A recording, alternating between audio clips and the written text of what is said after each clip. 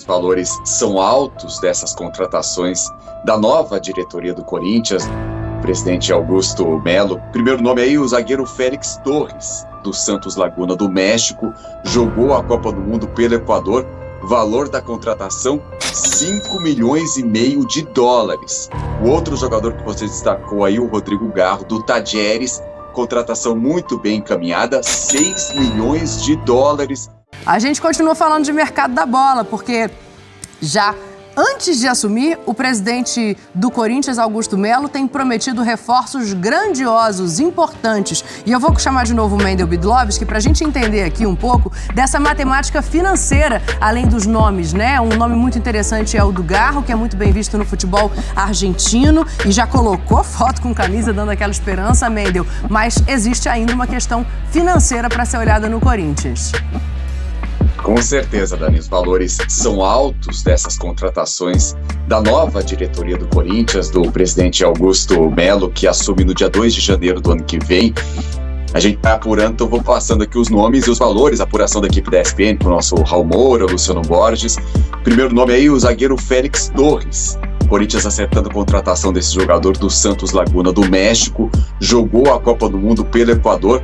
Valor da contratação, 5 milhões e meio de dólares. O outro jogador que você destacou aí, o Rodrigo Garro, do Tajeres, contratação muito bem encaminhada, 6 milhões de dólares. Corinthians já fazendo este acerto para a próxima temporada.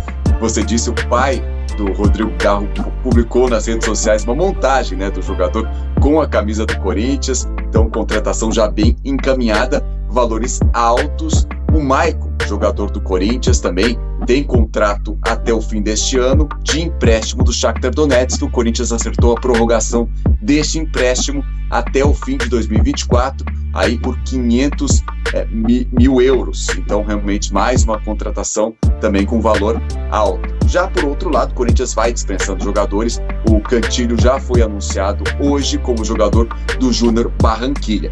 Mano Menezes está de férias na praia, o Luciano Borges conversou com ele está lá na praia, no litoral do sul, mas também trabalhando, né? Conversando muito com o Rubão, que vai ser o novo diretor de futebol do Corinthians, e com o Thiago Gasparino, que vai ser que é o analista de desempenho do Corinthians. Então ele vem conversando com a diretoria do Corinthians, vai montando esse novo elenco para 2024. Nas palavras dele, ele quer um elenco competitivo, qualificado tecnicamente e rápido. Então essa é a nova diretoria do Corinthians que vai trabalhando. O Augusto Melo assume, né? Tomará posse no dia 2 de janeiro e aí essas novas contratações serão anunciadas, oficializadas. Então, Félix Torres, Rodrigo Garro, Corinthians que já acertou as contratações dos laterais esquerdos, o Diego Palacios e do Hugo, e também o volante Raniel vai se mexendo no mercado, vai preparando um pacotão para 2024, Dani. Boa, obrigada, beijo pra você. Eu fico pensando aqui, André, pra gente falar um pouco, claro, do destaque que é o Garro, né? Foi muito bem no Campeonato Argentino, chegou a ser apontado como um dos melhores jogadores da temporada. O Tajeres tem uma campanha muito interessante no Campeonato Argentino, apesar de não ser um clube de ponta.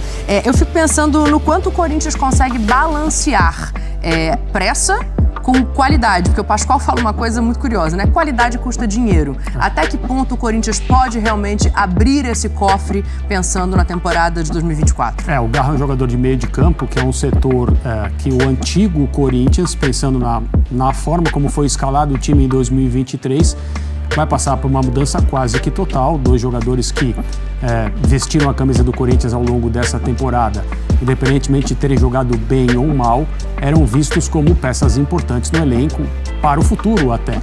Quem imaginaria que o Renato Augusto, que é um jogador que foi classificado ao longo do ano como um pêndulo para o Corinthians quando ele estava em campo, as coisas poderiam acontecer de uma boa maneira.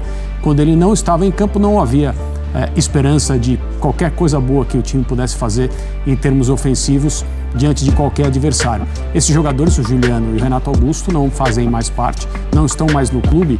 O time vai ter que ser montado sem eles. É por isso que o Corinthians está atrás de diversos jogadores para o setor de meio de campo. Em relação a isso que você mencionou, o maior dilema de você, promover uma reforma tão grande no seu elenco, em termos de qualidade e, claro, quantidade, porque muita gente já saiu e, ao que parece, vai continuar saindo, é que você tem que transformar essas peças todas que vão chegar numa equipe de futebol que seja não só competitiva, que tenha qualidade para competir. Né? O presidente eleito do Corinthians e as pessoas que fazem parte dessa nova diretoria têm dito publicamente, repetidas vezes, que o Corinthians vai ser protagonista no ano de 2024. E aí, turma? A parte financeira eu tô bem de acordo com o Jean, assim. São respostas que quem tem a senha da planilha que tem que dar, né? É muito difícil, sem ter acesso a esses números, entender o que é responsável e irresponsável. Então, fica mais difícil analisar. Da parte técnica, achou o Garro um jogador muito interessante. Você viu ali os números, né? São 17 participações em gols em 44 jogos, uma média boa, praticamente uma participação em gol a cada 3 jogos. Bom envolvimento em criação de chances. O Corinthians, de fato, precisa dessa peça criativa, né? Você falar qual é uma lacuna que o elenco tem hoje, especialmente pensando em Renato Augusto, né? Em mudanças importantes que o elenco está passando, é uma peça que o time precisa. Zagueiro também, Gil, um nome histórico, também não faz mais parte do elenco. O Corinthians precisava também romper com algumas figuras históricas em algum momento, né? Todos os ciclos terminam e outros jogadores precisam chegar. Então é importante que se avalie, que se pense, mas eu acho que é um nome bastante interessante se você for pensar na organização do time pro ano que vem. 30 milhões, Natália, pelo Garro é o que se especula. É um valor considerável, né? Ele vai ter que, mais do que tudo, corresponder esportivamente. É um jogador que já demonstrou que é importante na participação e na fase ofensiva de jogo. O Corinthians teve muita dificuldade na temporada passada de ter esse jogador, porque o Renato Augusto não conseguiu jogar o que se tinha de expectativa de que ele fosse jogar na temporada. E aí você tem um jogador para compor esse meio de campo que começa a ter um desenho. Permanência do Maicon, você olha ali a contratação do Garro, ou a confirmação da contratação dele. O Corinthians precisava de um ar e uma reformulação e uma renovação. Isso está sendo feito. Só acho que foi feito de uma forma muito abrupta, né? Todo mundo viu, saíram tantos jogadores e ficou aquele cri. E agora, quem chega? Com que time o Mano Menezes se reapresenta e começa a pré-temporada olhando para o Paulista, olhando para as competições que vai ter? Então, essa questão é que fica muito na interrogação do torcedor. O torcedor quer saber, e quer saber também da parte financeira. Como é que vai ser feito isso? Porque só começa a dar notícias ruins. Está devendo fulano, está devendo ciclano, não tem isso, não tem aquilo, mas está olhando para o mercado e pensando em contratações, como disse o Jean muito bem, megalomaníacas, né? De contratações que você tem que pôr muito dinheiro na mesa. E de onde vai ser esse dinheiro? Enfim, uma série de questões que, deixando de lado a parte financeira, o Corinthians mostra uma renovação importante para o seu elenco, mas precisa ainda daquele jogador, a referência, o cara. Eu não tô falando de referência de ataque, mas a referência técnica. E é um daqueles times que, não estando numa Libertadores, o peso do estadual é outro, né? O time que tá mirando na Libertadores, ele... Não é que ele não deve ganhar, até porque a cobrança por ganhar ela é constante no futebol brasileiro. Mas ele dosa, ele testa, ele observa. Para os times que não conseguiram essa classificação, que é uma prioridade da temporada, o estadual já traz um peso um pouco maior. Então, pro time que tá em reformulação, ele é traiçoeiro, né? Ainda mais o Paulista, que é aquele jogo no interior, que todo jogo é chato, todo jogo é difícil, todo jogo é complicado quando você tá montando o time. Então tem esse obstáculo. Não sendo um técnico novo, é um técnico que já conhece o clube, que, vamos lá, não precisa se provar, se apresentar, né? Porque o Corinthians nesses últimos anos passou muito por começar com novos trabalhos e o estadual sendo aquela prova de fogo que ou passa ou não passa. Sim. Nesse aspecto, acho que ter o Mano Menezes ajuda, né? Porque ele é um cara um pouco acima disso e que vai se entender também que é um pouco de reformulação, né? Fala, Não, já. é só, eu acho que assim, também você falou da questão do pacotão, né? Esse termo é sempre algo que, por um lado, anima o torcedor, porque o torcedor adora contratação, volume. Reforço. O reforço sempre traz esperança, acho que é normal que você olhe para as novidades com esperança, né? Porque também se você chegar uma novidade e você não for ter nem esperança... Agora, é importante lembrar que não tem jeito, contratações no futebol, elas sempre trazem um risco embutido. São raríssimas ou talvez sejam nulas as contratações que não trazem algum risco embutido ali.